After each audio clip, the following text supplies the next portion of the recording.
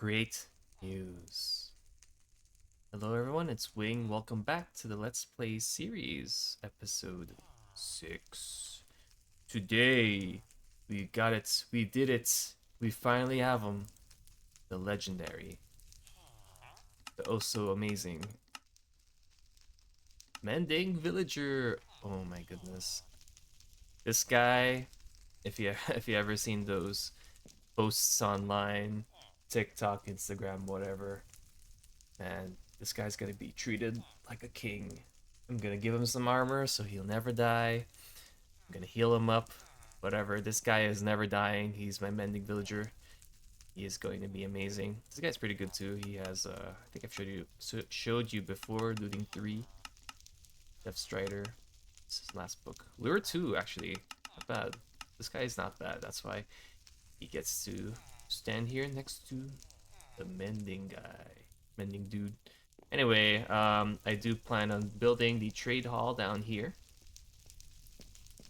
Yeah, it's a bummer, guys. I really wanted to show you. I really want to show you the clip or record when I actually found him because I was just trading with random villagers up over here at the Iron Golem farm. Whenever I'd see a librarian, I would just do a bunch of paper trades with them so I can get some emeralds. And well, what do you know? When he unlocked his the final book trade, it was the amending book. I was like, oh my god. And it's funny. It's really funny because you know how down there is where I'm trying to figure out how to set up a villager breeding area. Well, you know what? We got one right here, and they're making babies just fine. Only problem is the hassle of bringing them all the way down here. But man, I don't know. I just found him here, and damn, you're just here. And I was like, oh my god. So I followed him, put my minecart here, pushed him here, put a minecart, let him drop in the water stream, put him there. Rest is history. Also, I wanted to mention, man, I really did mix up the versions because they don't need beds here. I thought that beds determined the amount of villagers that can breed, but you know, no, it's doors. It's the doors. Yep. So anyway, I'm happy. I I am not going to do any more of this for now because I was getting frustrated with how that was still being not recognized as a village. I think because I've given them so many potatoes, nothing works. I don't know what works. I really don't know what will make it work. But um, but I will work on it eventually because I do want to set up a villager breeding area so that I can get some nice decent villager trading hall there. But we'll work on this for now, and let me tell you what my idea is. So I saw a video where a farmer villager was yeah, this whole big area of farmland, and it was essentially a crop like a potato farm or carrot farm, like a crop farm. And the idea is the villager would go around, harvest the crops, and once he gets full, there's another villager that's in the central area that's just floating there, and he will try to give that villager some crops because he has way too much. And that's the mechanic of for villagers, is that if they find another villager that doesn't have enough food items in their inventory, they will throw a stack of food to that villager. But since the guy is floating here or something, he will try to toss the food to them, but it won't reach, and it'll just fall into like a hopper collection system. Um, let me get that guy's name for you. All right, guys, the YouTuber's name is Unarybit, and I'm telling you that uh, the farm is a genius idea. It's a genius build.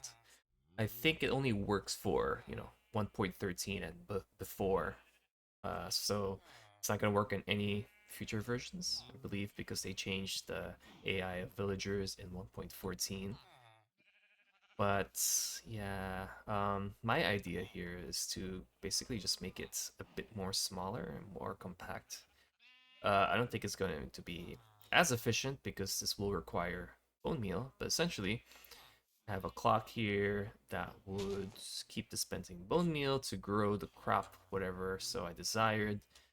Um, yeah, and then he'll just keep harvesting it. Then I plan to have a villager just floating here, just like in Unarybit's design, and he'll just try to keep tossing the food, but it'll never reach him. It'll just fall into the hoppers. I think I got this design wrong, so let's just quickly build it here together. Mm-hmm. Uh, Actually, I think just a. There you go. I think that's enough. All right. So the idea is just to keep him in an enclosed area where the farmland here is, and they'll never go on idle. They'll just keep harvesting the crops because it's just gonna keep growing and growing. Hold on, let me. Oh, I have to fix this clock because apparently it's not really clocking. It's oh yeah, put a little place there. I needed some carrots. So let's borrow this bone meal. Let's put it here.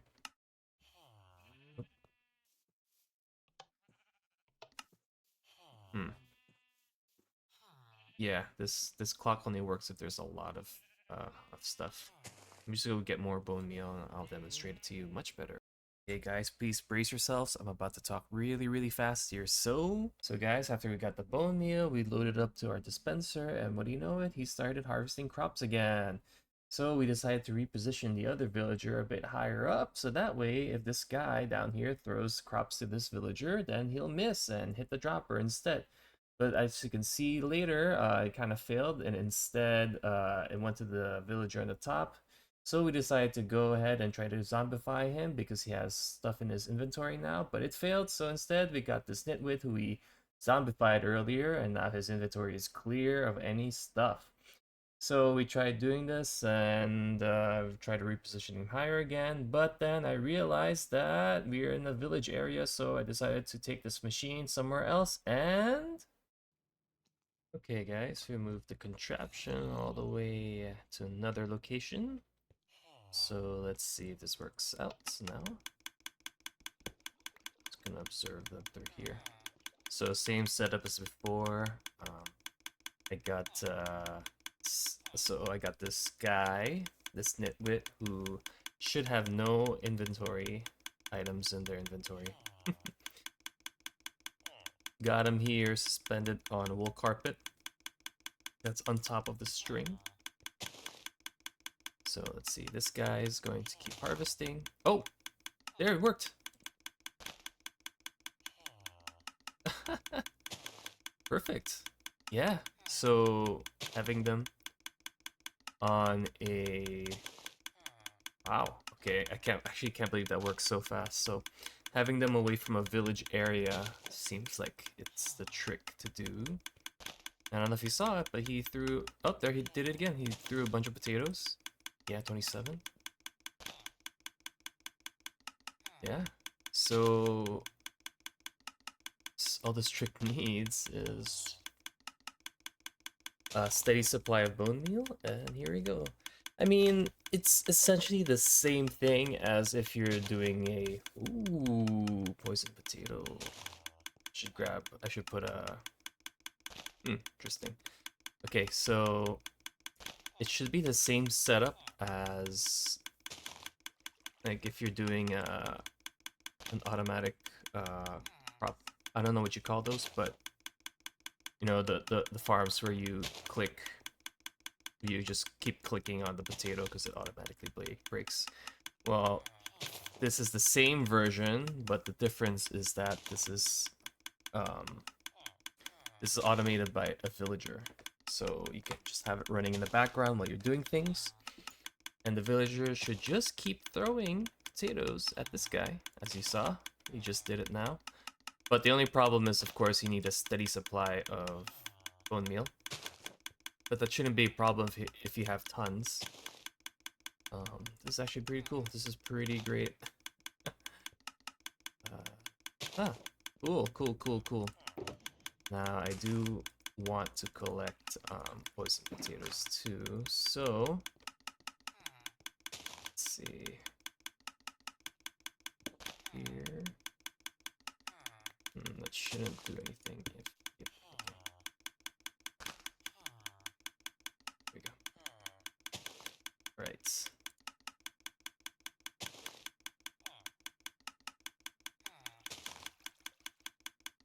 Oh, hold on a second. I don't want that to funnel that way. To funnel this way. Okay. I do want it so that... Oh, perfect, it worked. Now there's a poisonous potato that he would go ahead and give it. Be collected by this hopper here, because I do want those. Huh, cool.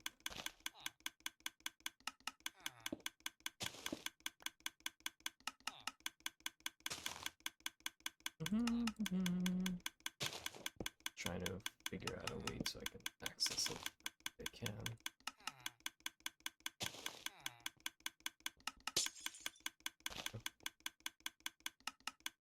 Alright. So I'm assuming some portion of it's going to be tossed here. Let's see. Oh, this is awesome. Yeah, so... Yep, you saw it again. Cool. Alright. Oh, well, bone meal's done. Although there's still plenty more. I just need to change the clock. This clock is not that great. Anyway, be right back. Well, I just put a repeater there just to fix the clock, but yeah, that's not going to be the clock I need because it's just too slow. But it works. So yeah, this is the idea for this farm. Although this is the location that is right behind this building here. Not sure if I showed it in the world tour. But as I found, it's like a little, I don't know, peaceful lakes, water pond area. Anyway, this used to be just like just covered with andesite and stuff. So look it up, and little did I know there was actually a cave under here. So yep, this is where this leads to. So I'm actually gonna clear this out. I'm going to make a farm, a villager farm. But for now, this is actually pretty cool. It works. But this is not going to be the design I'm going to be using. Although, I do like it. Anyway, we're gonna figure out what else to do next. Oh, I know. Maybe we're gonna do some mending stuff. So I do have a name tag. I'm going to look for a zombie and set up a little place where we can do some conversions. Like we convert villagers to zombies and vice versa. So as I stated before, I plan to build it here. I probably will just do, well, not here. It's going to be the trading hall, but plan to make the area somewhere a little bit farther. Then it will lead to a rail, like there will be a rail station something majiggy. Brings it up to the trading hall, and so I think I'll set that up for now, and I'm gonna try to lower the prices for this mending guy. Though I'm quite scared that we lose him. Hope not. Right? See you in a bit. Guys, I don't know what happened, but it's working now. Yeah. Yep. When I got back here from setting up that... Oh.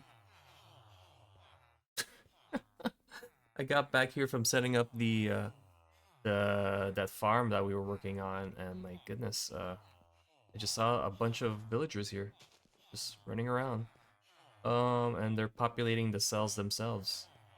Look at this guy. He's about to go. He's about to go in the cell. Oop. Yeah, I honestly don't know. I don't know what to tell you. I don't know what happened. All I did was just put those villagers in here, the other ones, and whoop-de-doo. Look at that. They're all reproducing and self-populating, and yeah. Anyway, it's cool. Good to know it works. That means I really do need a self-sustaining food farm for these guys, to just so that they can keep sending food along the way. Look at that, another baby. Oh my god, it works. It works great. Great news, great news. All right, I'm on the I'm in the process of doing some cleaning up, so I'm gonna do that, and then yeah, I guess I'll make that farm. Because I couldn't wait. I really could not wait. Could not wait. Could not wait. Finally. Hello everyone. So I just want to show you the progress we have so far. So currently I'm in the process of clearing out some area for the villager trading hall, and possibly for the zombie conversion area, what I call the purification area, which will be the area where we convert villagers into zombies and vice versa, back and forth, back and forth. So that way we can cheapen their trades up a bit. So the plan is to funnel villagers from the villager breeder area over there, which is complete, by the way. It'll be funneled to a collection system and collection area. And in that collection area, I will sort out the villagers, see which ones I like.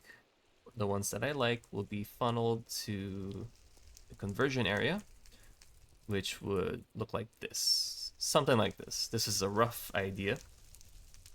So this area, I will stand behind like a viewing area, so something made out of glass. And the villagers would be standing literally behind here. I still don't know if I will have them on minecarts or what, because I'll explain to you why. But they'll be standing here behind this cobble wall pillar. So that way, when a zombie villager comes into play, they could just go up to the villagers. There'll be enough space for them to attack them, kill them, convert them, and the zombie will go to each villager. So I plan for the zombie to come up from the ground, I think right in front of me, or over here, not sure. Let's just say over here for now. Once the zombie comes up, I will have something, like maybe a piston, break their line of sight from me. So that way, the zombie can go and attack the villagers first, because how zombie or any hostile mob AI, I think, works is that they'll attack the player first, or to prioritize the player, then the villager, or any other mob. So for instance, for the zombie, they'll prioritize me first. So, but if we have block of line of sight broken, then they'll go after the villagers first. So then they'll convert all the villagers to zombies. Then once they do, I plan to reestablish line of sight to me. Zombie will go towards me now to chase me, but instead they'll just fall into the hole where they can be safely kept in there. And if I need to, run up to every villager, golden apple them to start the conversion process. Now, in terms of the splash potion weakness, I plan to have a dispenser on the roof ceiling here that would throw a splash potion down to some area, and that would lay the effect on each and every villager. So what I plan to do is, oh wait, let me just say this first. So apparently, reading through the wiki, splash potion affects an area of 8. It's 8, right? 1, 2, 3, 4, 5, 6. Yeah, 8 by 8, 2, 3, 4, 5, 6, 7, 8. Okay, I didn't really give a good demonstration there. But 8 by 8 by 4. So 4 high. Oops. Anyway, get the idea. So, but actually, the splash potion affects an area of 8.25 by 8.25 by 4. So a little bit beyond this block over here. But I think I'll keep the villagers within the 8 by 8 just because they might not reach the 8.25. Anyway, so I plan to throw the potion in the middle of that, so probably like here, I don't know, or here. But apparently the further away the splash potion of weakness is thrown, the weaker the strength of it is. So let's say I have the dispenser here and I have villagers standing here. Oops. Right below it, I mean. So when it's dispensed, this villager would get the full effects. So let's say splash of potion of effect lasts for 32 seconds, they'll get the full 32 seconds. But as we go further away, or the villager gets further away, the duration weakens. Or let's say, yeah, I would say it weakens. So instead of 32 seconds, this guy probably gets 24. I'm not sure how the calculation works. Let's just say 24, and then over here, which is 3 blocks away, would be 16, then this will be 8, then 4, I don't know. I'll have to look up how that exactly works, but you get the idea.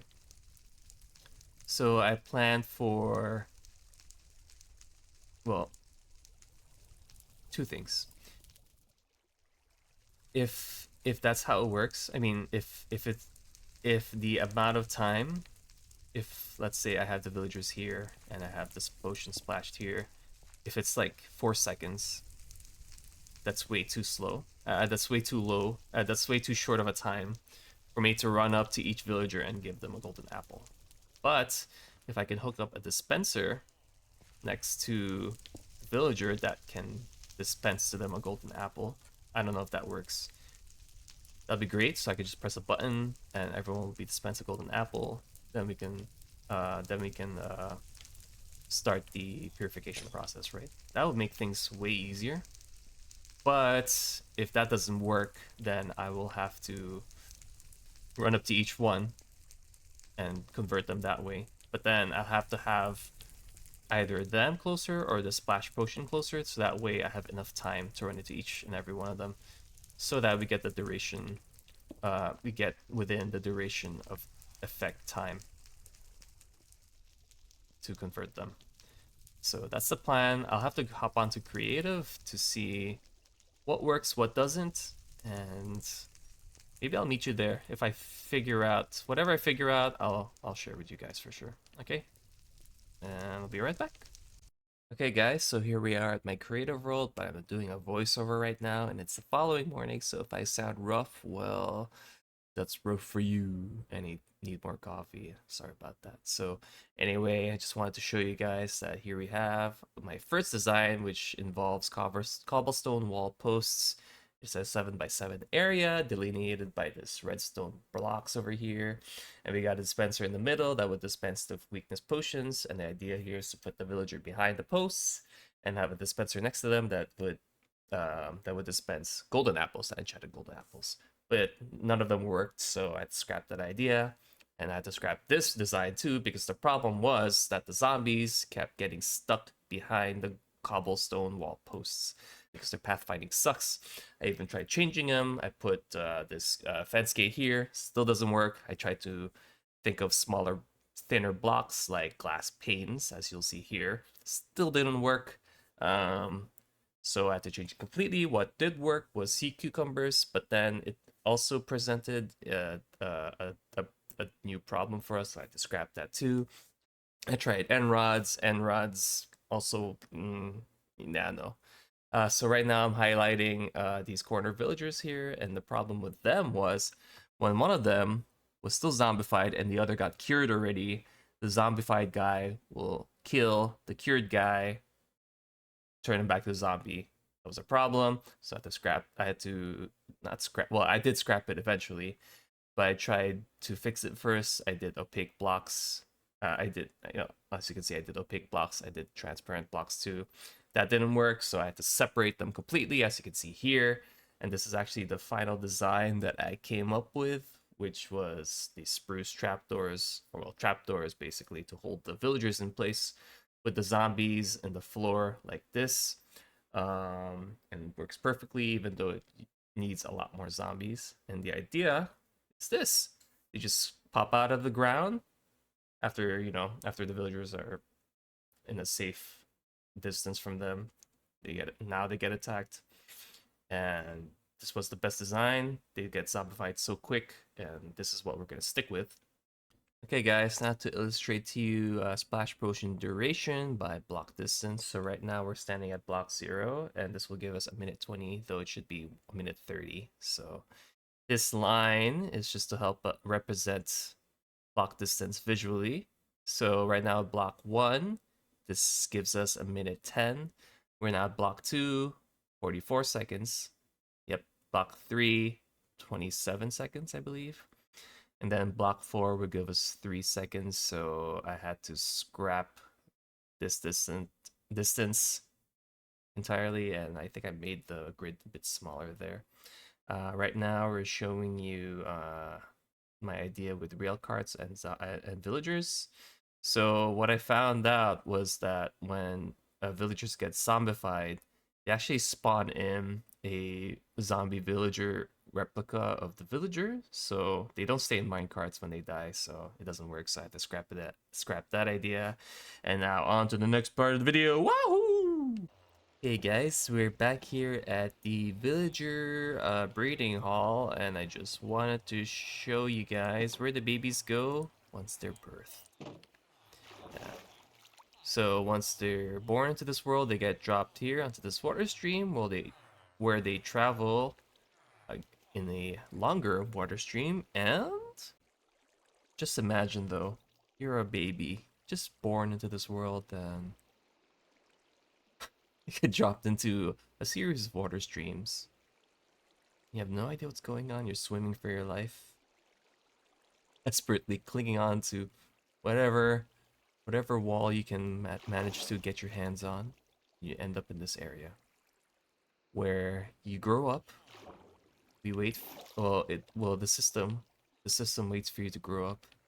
Once you grow up, you start swimming up. Oh, this is freedom. No, it's not. It's another water stream where you get stuck. You eventually get forced to move forward. You get stuck with other people here, with other villagers, and just like this guy here. He was the first villager to complete this trek of from baby villager to adult villager, and you're just stuck here waiting for the next part of life, which is to get picked up by a minecart here and get delivered with these guys to a room where some random guy, some random person will determine your fate. Either we like you or we don't.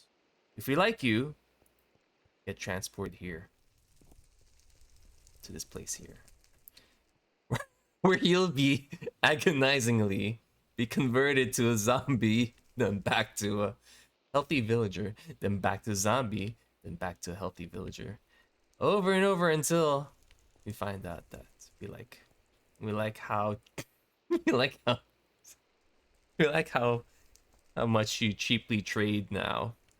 Imagine though, it's like they discount their trades just to tell you, hey, if you stop if you stop converting me into a zombie villager,